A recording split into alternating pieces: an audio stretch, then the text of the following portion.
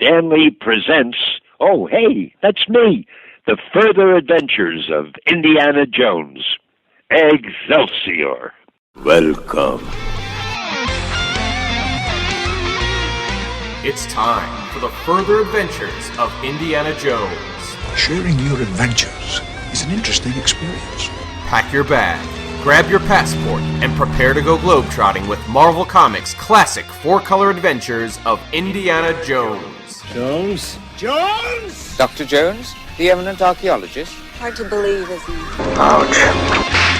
Now, what shall we talk about? Welcome, IndyCast listeners, to the Further Adventures of Indiana Jones. I'm Joe Stuber, he's Keith Voss, and he is tanned, well-rested, and ready to tackle the beginning of the end of Indy's Further Adventures for Marvel Comics. Keith, how you doing, buddy? Doing pretty good, Joe. Back from Venice, back from Vienna. Luckily, Venice. Luckily, no Brotherhood boat chase for me in Venice. But yes. Go between them. Are you crazy? Yeah. Kay wasn't yelling that, was she? No, she wasn't. My Austrian wife. No, she was not. She was not. She was not driving any boats. Luckily, yeah, we had a great time. Non-eventful, just a nice, relaxing. Trip. A couple of gondola trips through the canals of Venice. Visited a couple of the Last Crusade shooting locations, of course. While you're there, you have to do that. Cool, if you're an Indiana Jones fan. Absolutely. But yeah, we had a great time. But now we are back, further fans. We're back to start tackling this final storyline of the Further Adventures of Indiana Jones. Are you ready for it, Joe? I am ready for it. Yeah, we are in the end run here, and we are looking at issue number 32 of the Further Adventures of Indiana Jones. Keith, why don't you go ahead and give us the creator rundown? You got it. We got Double Play, Chapter 1, with a November of 1985 cover date, with a great cover by Keith Pollard, none other than Keith Pollard.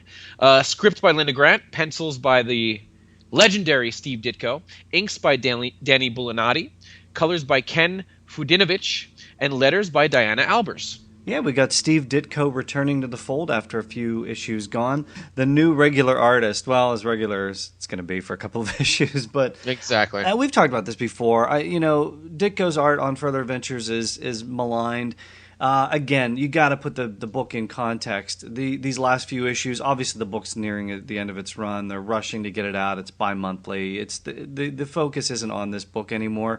But his earlier stuff on Further Adventures, I thought he had a really great grasp on the character and on Harrison Ford, and you see that a lot through this issue. Yeah, I was going to make a mention of that too. Good. I was going to make a mention of that too. Yeah, you really get a great Indy Harrison Ford drawings throughout this entire book. I mean, I do think the artwork in this book is quite good. It's not perfect. Yeah, again, you can see where they are rushing it a little bit, but yeah, I mean, we are in the last three issues. I think at this point, like you said, they just wanted to kind of get this book done, and I think they knew it was coming to an end. So again, they just didn't quite pay as much attention to it as if it was going to continue on for 20 more issues or however long it was. I think they kind of knew that this one was done and over with. And speaking of great art, we've got that great Keith Pollard cover art. Another Indiana Jones hanging off an airplane, but this one's pretty cool. I love that angle. Yeah, I love that angle too. And Indy holding onto the wing and losing his hat again. Yeah. Getting rid of the hat, losing the hat. But I mean, frequent occurrence in the Further Adventures world. That's right, exactly. But I mean, yeah, this is a great cover. Got that plane just heading towards Indy. We don't know exactly what's going to happen. And of course, we get that lovely tagline of "Fly the friendly skies." Doesn't look quite so friendly for Indy at this point, but the only way we're going to find out if he survives this or not is if we open up the book and see. All right, well, Wilhelmina has left out her scream, her spoiler alert. Yep, we're going to ruin the whole issue. You get it by now as we're wrapping things up. But, I thought it was cool that the final storyline of the Further Adventures of Indiana Jones starts where the first storyline started, right? In Indy's classroom. I thought that was a nice touch. I don't know if it was intentional, but it's kind of cool.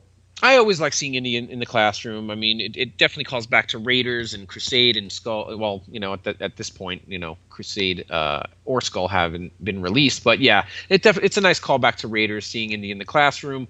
And I just would have liked to have seen Indy wearing his glasses, because whenever you do see Indy in the classroom, you do see him with the glasses, kind of like almost his secret identity kind of thing, his Clark Kent kind of thing. At this point, he has no glasses, so. But I mean, I'm just nitpicking at this point. But we see Indy almost as irresponsibly whipping a cigarette out of Mrs. Greebley's mouth. He's kind of like tossing this like irreplaceable Greek bowl up and down in the air with one hand as he's teaching the class, and his students are just like, "Oh my God, what are you doing?" As devil may care as he is in the field, probably even more so in the classroom. It's crazy in Further Adventures. But yeah, and we're going back to issue 28 with this particular issue, Tower of Tears, which served as an intro to this adventure. So as we'll see, Linda Grant doesn't always pay attention to the issues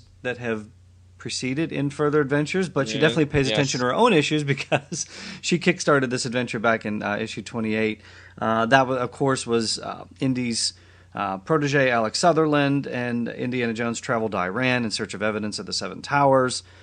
Each contained a sorcerer that would bring about the destruction of the world. This got Alex's mentor, Indy's former teacher, Professor Arthur Hecht, bounced from the college. They went there. They found some mystic guy in the Tower of Tears. He claimed, "I'm the only one. There's not seven. I'm the only one." And then he died.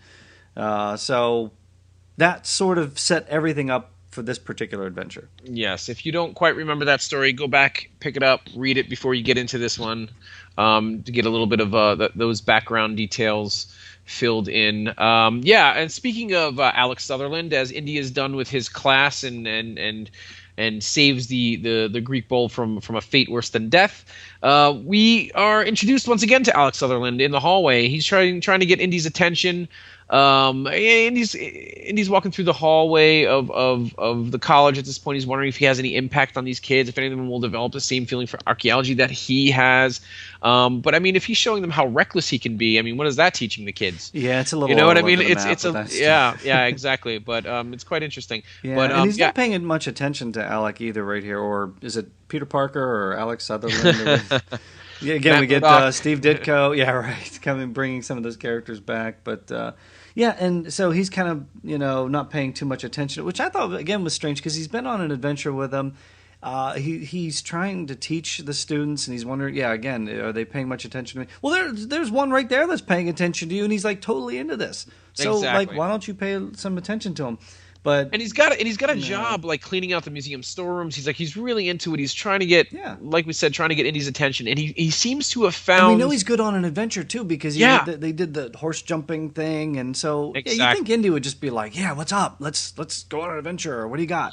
Almost the Robin to his Batman. Yeah, I wish that had been played up a little bit. A little bit of a lost opportunity. Yeah, I think so. Had the book continued, I really would have liked to have seen Alex Sutherland in a little bit more of a fixed sidekick role for Indiana Jones. Maybe even at one point, kind of possibly taking over. He's definitely a better character than Mutt. Yes, I like this role better than I do the Mutt character that comes in later with Crystal Skull. But, Linda Grant set it up perfectly. I just don't think it's, I don't think it's delivered on here. But anyway.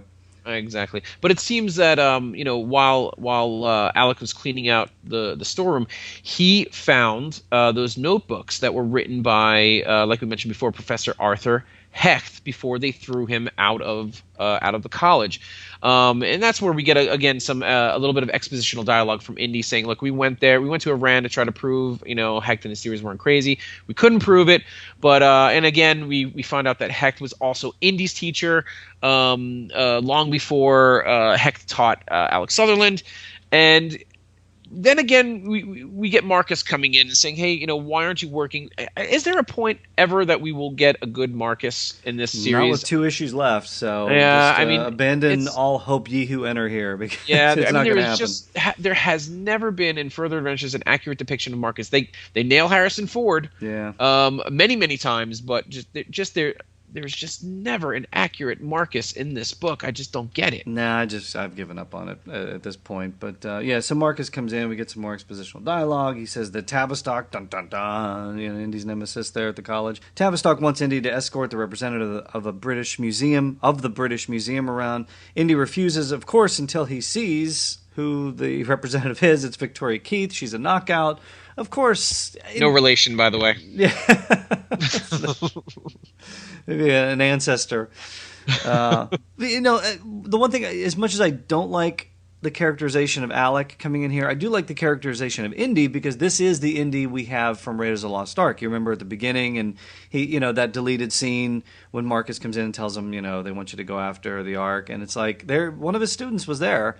So Indy's kind of a hound dog, and we've seen that even in Crystal Skull. He mentions, all the women to all the girls he loved before. There were a lot of Marys, kid. Yeah, that's my mom you're talking about. Which was a great line. I mean, I really like that diner scene. This is Indy. This is the Raiders Indy. So it's kind of like, hey, I don't care about anything. There's a hot chick there. I'm just gonna go off with her. It's like, okay, Indy. It takes her off. Really? All right. And then Alec is like, but what about these books? And Tavistock just goes. I mean, he loses it on Alec. But archaeology, it's a great little scene. It's a great little scene there. It's very Indiana Jones. I really, I really like this book. So far, so good. It's got its moments. I don't know if I like the whole thing, but it definitely has its moments. But yeah, poor Alec. He's like, I just want to learn about archaeology. Exactly. Later, kid. We get a little bit of insight into Indy's motivation here. Yeah, so we're coming in here, and it's interesting, this conversation that you mentioned there. He mentions history is alive to him. He wants to preserve every artifact, every fragment of history, and they're kind of like on the same page, it seems like. So they're kindred spirits here as they're talking, as Indy's giving her a tour of the National Museum. So yeah, Indy's talking about. Again, it's a little strange based on what just happened, because he's like, artifacts, archaeology. Why aren't these students listening? And again, you've got a student wanting to learn more, and you kind of blow him off for the girl, but whatever. That's Indy's character. I mean, it's just strange. Yeah, we know, especially at this point, Indy definitely has a little bit of a soft spot for the ladies. But interesting. So. Yeah, and interesting too, because he's they mention it here. He's so wrapped up in archaeological finds and preserving all these things, because he says when you don't have a family, it means you turn your attention to something else. And so I thought that was kind of interesting too, because we know from history, we know that Indy's sister Susie died at a very young age. His mother died in 1912. If you want to go the novels, he lost his wife Deirdre in a plane crash in 1926. He's basically separated from his father at this point. Yeah, he's estranged from his dad. Exactly. Yeah. So, I mean, I like that touch that's been put in there, because we don't really get the family Indy backstory until Last Crusade, and then obviously into Young Indiana Jones Chronicles. So it's kind of nice they threw that touch in here. I don't know how intentional that was, but I think cool. Marcus is his family. You know what I mean? At this point, Marcus is his family. But no, you're right. It's quite interesting how he mentions that. He does. Yeah, I mean, like you said, Last Crusade hasn't happened yet, so we don't quite get the whole dad thing. We don't really know at this point, when this book came out, if his dad was even around. So yeah, it's interesting that he now knowing how the movies played out, it's interesting how he mentions about not having a family. Yeah, and a great Harrison Ford likeness by Steve Ditko here as he's giving Victoria a tour of the museum. We see a lot of these different artifacts too, and I don't know if these are references from past issues. There's a Grecian urn that's mentioned here, because that plays into it. Yeah, is that from issue 17? Because he was in Greece. He talks about being lost in these catacombs, but I don't remember him getting a Grecian urn, although the title was Grecian EARN, so they kind of made a pun on that. But again, some of these things play in. So it might be a reference to some of these past adventures, those little trinkets he grabs on the way out of some of these places. So it's kind of cool to see some of these. But we're focusing on this amulet. So here's our MacGuffin.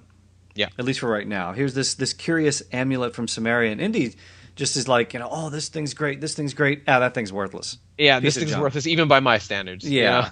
So it's like, okay, that's the one we want to focus on, obviously. If you're exactly. So it's kind of like obvious there. It seems that Victoria Keith is interested in the Man in Flight exhibit. and it seems like they have an exhibit that features flying machines throughout all the ages. She really wants to see that, and then he's like, "Look," and he's a little, he's getting a little playful here. He's like, "It's not open yet. Why do you feel like flying?" I mean, they're really flirting with each other here. I mean, come on, let's open the door and let some of this innuendo out here. Jeez, I mean, it's really Indy's using that as a way of getting to take Victoria Keith out to dinner. Yeah, and she mentions that she does fly, so we know. So we're dropping all these clues as to what's going to happen here in the adventure. And she's like, "Oh, maybe I could take you out to this airfield, and you could fly me around. We could rent a plane, and you could fly me around." So there's that, and then the flirtatiousness keeps going on, and Indy's like, "Check, please." Yeah, let's. Yeah, and he's definitely honestly, Indiana Jones. And then, they're outside the hotel Vance then at that point, and like she's like, "Sorry, I can't ask you up." But what a tease! The whole dinner, she's like grabbing his hand. She's getting really close. She's like, she's flirting with him, and then all of a sudden she's like, "Oh, sorry." Yeah. So what's going on here? She says, "It wouldn't look right if I invited you up, but you've been a perfect gentleman," and then, just plants one on him, and we know Indiana Jones does not like fast women. No, he doesn't. But he does like Cole Porter. Night and day, you are the one. Yes, and it's not too many people that can like make Indy speechless almost. But yeah, he's just like and then he's singing Cole Porter as he's walking away. It's not anything goes because that's not what's happening tonight for Indy. No, he's singing Night and Day. Exactly. A very strange moment here, but kind of neat. I mean, it's like, Indian love or whatever, But you kind of get that goofy look like when Elsa plants one on him in Last Crusade, and he makes that goofy face, It's like, okay, well, that stays true to the character from here to Last Crusade, too. So. Exactly. So we got Indy heading back home, and it seems that Alec has been waiting for Indy. And tells him that he found... What about archaeology? Exactly. And he's like, Like, Indy's really not really paying attention to him. He's just like, his mind is elsewhere totally right now, as it should be. He found Dr. Heck's notebook where he mentions that Sumerian clay tablet, which will supposedly prove Heck's theories to be true. And Indy's just still singing Cole Porter, and Alec is like, "You're not listening to me, please. It's all where's this clay tablet? There's evidence, and it's archaeology, and it's what you do." And that's Indy's like, poor Alex / Peter Parker / Matt Murdock.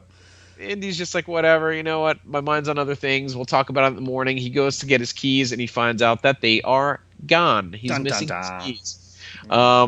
Indy tries to, he comes to the conclusion that there's only one way that they could have been lost or taken, and that is Victoria. He's got to go back to the hotel and find out what happened to his keys. He's going to go back and check. And it turns out there was nobody there named Victoria Keith that has checked into the hotel. So it's like, okay, Indy knows something's going on here. He knows he's being set up. Yeah, and from the hotel, he calls Tavistock, who does not seem to be happy that Indy called him at home. Yeah. Was Tavistock ever happy? It wouldn't matter when Indy called him. But you know what? This time, he's the one that didn't quite do his research here. He never checked her out. He never checked Victoria Keith out. Apparently, there was a telegram that came. He never did his background check on her. He just assumed that, yep, she's from the British Museum, whatever, fine. He said, yeah, sure, come on by. Tavistock never checked her out, so yeah, he's got a little bit of egg on his face here. Indy rushes then to the museum. Yeah, because she's got the keys to the museum. He gave her a tour. He told her everything that's in there. She's shown some interest in some in articles, and now she's got the keys. Right. So who knows what she's up to there? Seems like our good buddy Otto, the night watchman, is out cold. Yeah. Poor Otto. Poor Otto. Man, he just has apparently a lump the size of a golf ball. Yeah, he's not doing too well there. So Indy knows something's going on, and as he's going through, and it's interesting, the whole place is now booby trapped. Obviously, Victoria is not who she claims to be. She's booby trapped this whole museum to trap Indy, and he gets almost crushed by this Mayan calendar stone. So it's a lot bigger than the Arnhem calendar ring. That's true, and it's a lot more real than the Arnhem calendar ring, which has proved to be. I don't know how Indy sneaked that one out. You know what?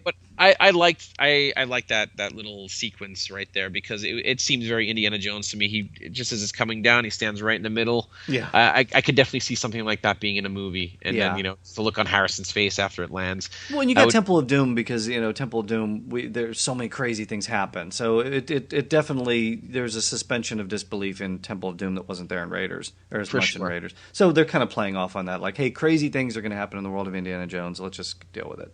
Exactly. And then after Indy survives that whole Mayan calendar ring trap, he sees Victoria, and he's like, hey, you tried to kill me over this urn. And she said something very interesting here. She says, if I wanted you dead, Jones, you'd be dead. But she has that urn in her hand. Yeah.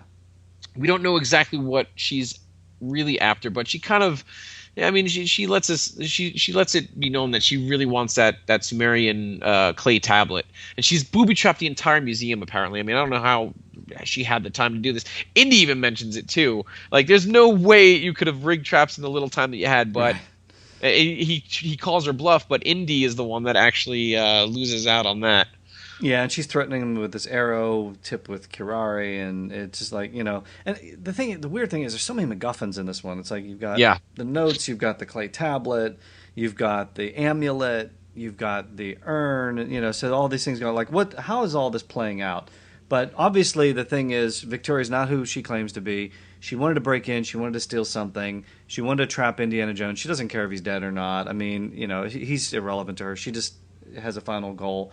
And so she ends up putting him at a disadvantage, and then she takes off. Turns out she makes her escape. That's why she wanted the Men in Flight exhibit, because then she was able to take these Da Vinci's wings. Yeah, the police show up. It's pretty elaborate for all. It's very. I mean, man, she had this. Couldn't she go out the front door because Otto's like knocked out? Couldn't she? Yeah, but the police showed up, and she needed to. I don't even know what floor she was on. I guess. It's another one of those things where they drop like so many little things in the adventure, and it's like, hey, this is going to play out later. I just didn't think they needed to drop this many things in the Men in Flight exhibit and all these different things, and it's just like she just wanted the amulet. It would have been easy just to do it in a few panels and show more action. Yeah. As far as exposition. So it just felt a little talky to me. But anyway, she's making her getaway. Obviously, we have the airfield that they talked about. We know she could fly. They get to the airfield. She's in a plane. Indy's chasing her. He blocks her path with the car.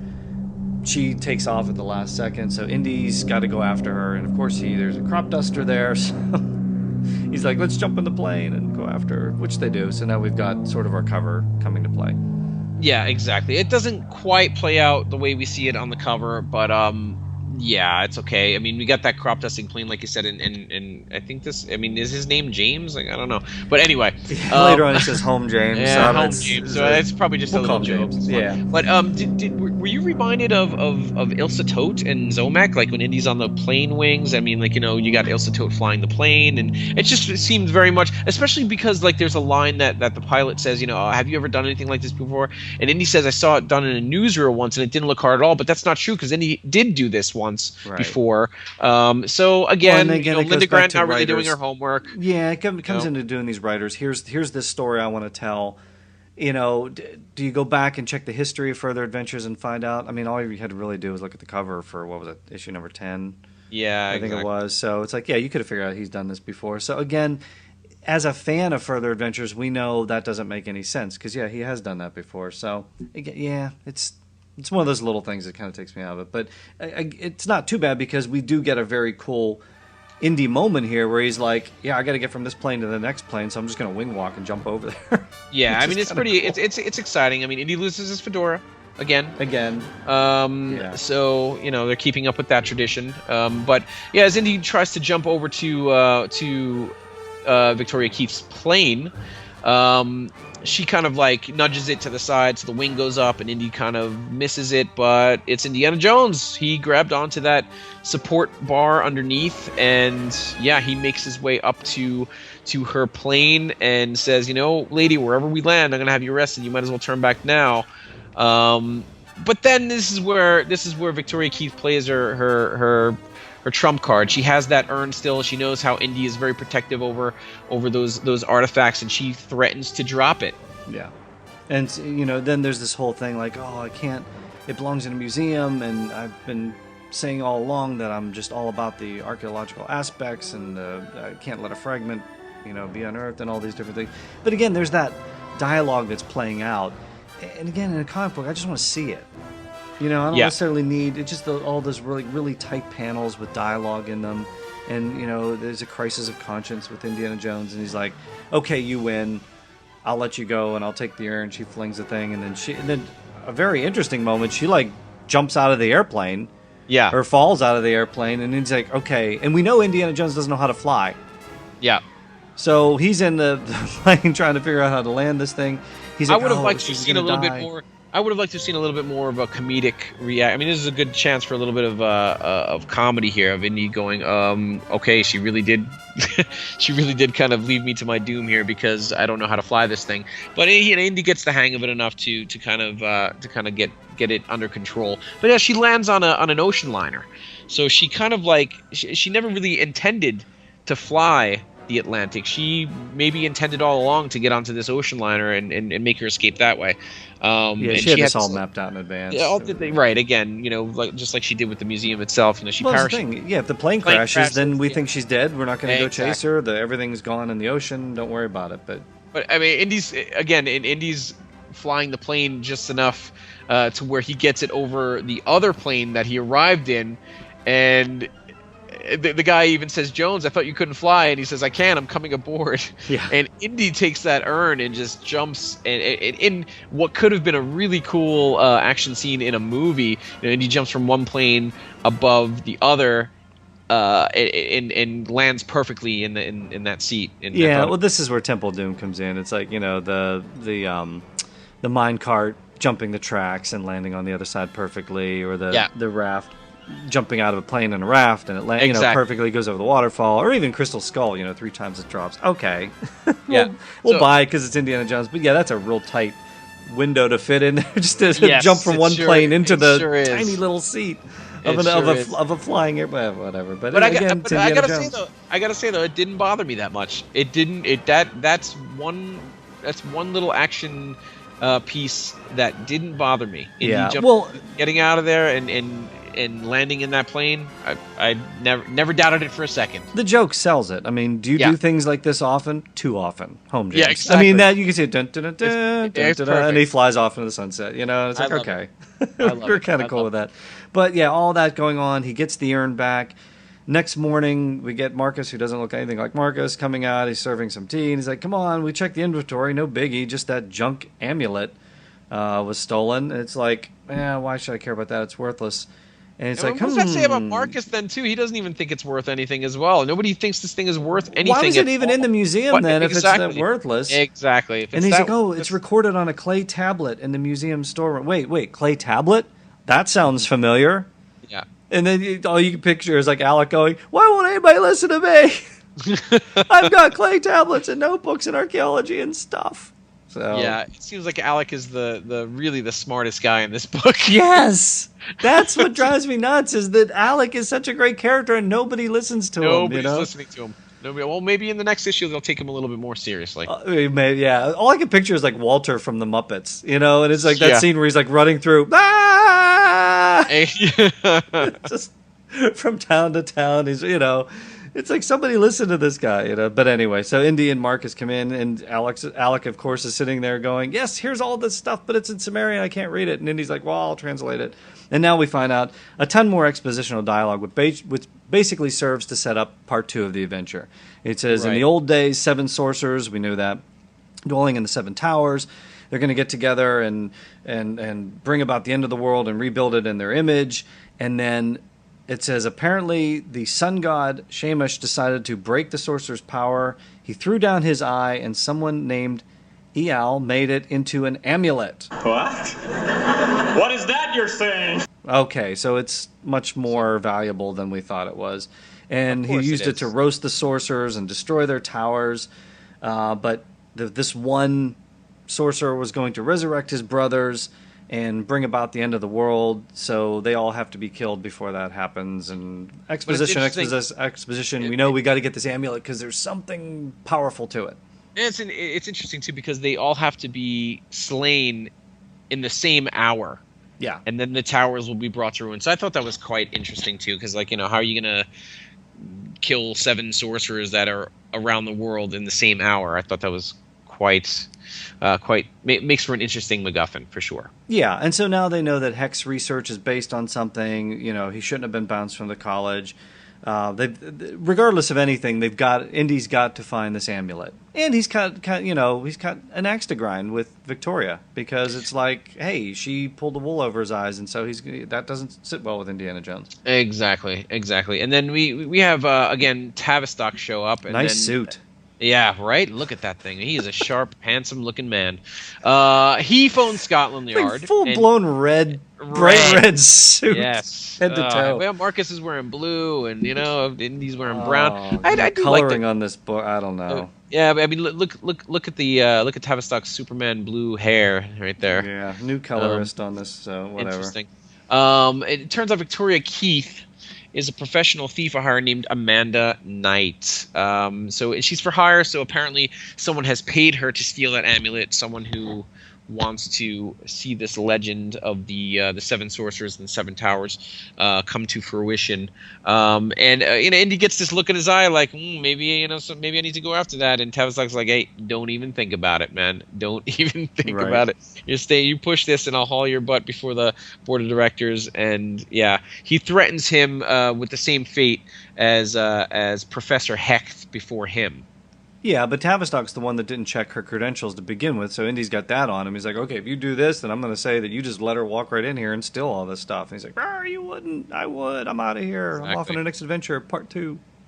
And, of course, they're like, yeah, but that amulet's nothing but worthless copper. And he's like, I pray that I'm wrong, but he's more worried about what happens if he's right. And it looks like in the next issue, we'll find out exactly what is the secret of that amulet. Yes, we will, in the adventure titled Magic, Murder, and the Weather. But before that happens, we want to make sure that we've got the biggest Further Adventures giveaway to date. There are only 2 issues remaining of Further Adventures, Keith, so we are closing this out in a big, big way. We've got 2 sets of comic books to give away. 2 sets of signed books by some of the legends in the business. We are giving these away. Set 1, Further Adventures of Indiana Jones, issues 1 and 2. Oh, what started it all? The Icons of Icomon in part 1 and part 2. Issue number 15. We've got signed by artist Herb Trimpe, the legendary Herb Trimpe, first artist on Wolverine. And issue 25 signed by artist Michael Golden. And the Dark Horse Free Comic Book Day, Indiana Jones Temple of Yearning. Set 2 contains... We got issue 23 signed once again by Michael Golden, and Master of Kung Fu issue number 121, which includes the rare Indy in His Office splash page by the legendary John Byrne, and also the Dark Horse Free Comic Book Day Temple of Yearning issue.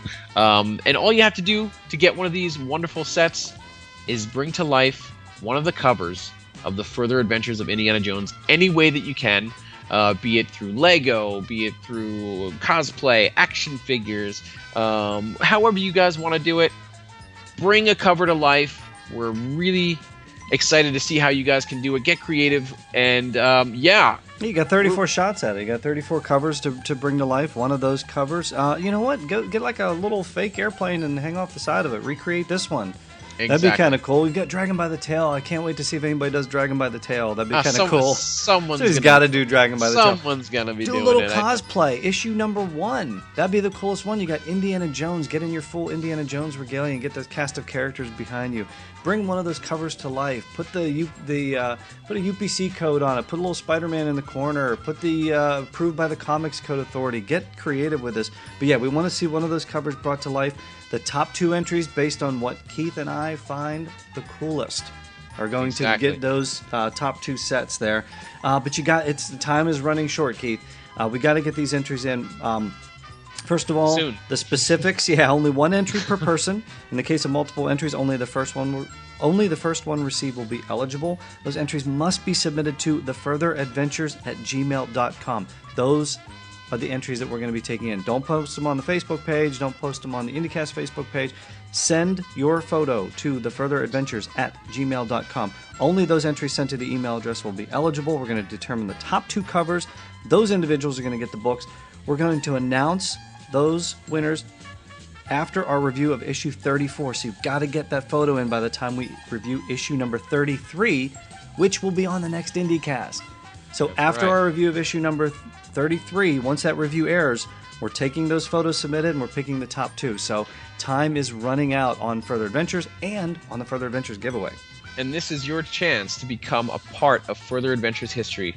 So get those photos into us right away. Okay, that's it for the day then. Oh, Tavistock is heated up again. He's yelling his head off. Indy's out of there. He's headed across the pond. Keith, we should probably get out of here as well. That sounds like a good idea. Can't wait to go over all the giveaway entries. So get cracking, Further fans. It is Indiana Jones and the Secret of the Amulet MacGuffin. Next time on The Further Adventures of Indiana Jones.